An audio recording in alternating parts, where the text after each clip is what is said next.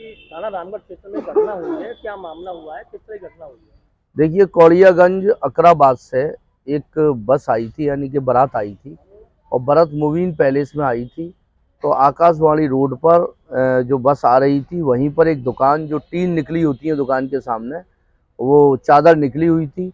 इनका बेटा जो मोहम्मद कैफ है, वो सर किसी तरह उसका बाहर आ गया, जो खिड़की में से बाहर कई बार कर लो झांकने के लिए कर लेते हैं, उस स्थिति में, और बस या तेज रही हो या जो भी स्थिति रही हो, उसमें बच्चे की गर्दन उस टीन से टकरा गई और उसकी मौत हो गई कटने की वजह से।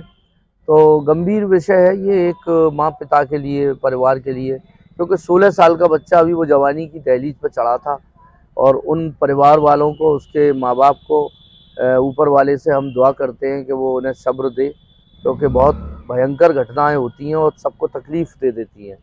तो यही हम प्रार्थना करते हैं, दुआ करते हैं अल्लाह से, और बाकी के इनके साथ जो हुआ है उसमें इंसाफ होना चाहिए। और जिस तरह से इनके बच्चे के साथ जो घटना हुई, और इस तकलीफ़ को इनका कोई साझा नहीं कर सकता, बयान नहीं कर सकते, ये बहुत अफ़सोसनाक है।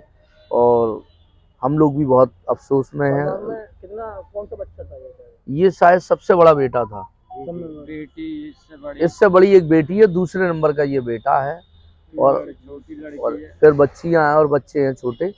तो आप समझ सकते हैं, जब बेटा बड़ा होता है तो माँ बाप परिवार के लोगों से किस उम्मीद से देखते हैं कि बच्चा बड़ा होगा तो ये होगा, और आज इनके हाथ से वो बच्चा चला गया। तो ये बहुत अफसोस है, और पुलिस प्रशासन को इसमें बड़ी कार्रवाई करनी चाहिए। मैं तो ये कहूँ, इसमें क्या कार्रवाई कर रहा है? नहीं, पुलिस ने पूरी मदद की है। थाना रामगढ़ इंस्पेक्टर साहब बैठे रहे, हम भी थे कल रात, तो पूरी मदद की है उन्होंने। और मैं नगर निगम से, जिलाधिकारी महोदय से एक अनुरोध करता हूँ, जितने भी ये इस तरह के टीन सेट फालतू में लटके हुए हैं जो अतिक्रमण कर रहे हैं गलियों रोडों को, उनको बिल्कुल पूरी तरह से हटा देना चाहिए। इसकी कोई ज़रूरत नहीं है, और इससे कई बार हादसे हो जाते हैं। तो जब ट्रक और बस निकलते हैं उस बड़े रोडों से, तो हादसे हो जाते हैं। तो यही मेरा अनुरोध है पुलिस प्रशासन और जिलाधिकारी महोदय से, नगर निगम से।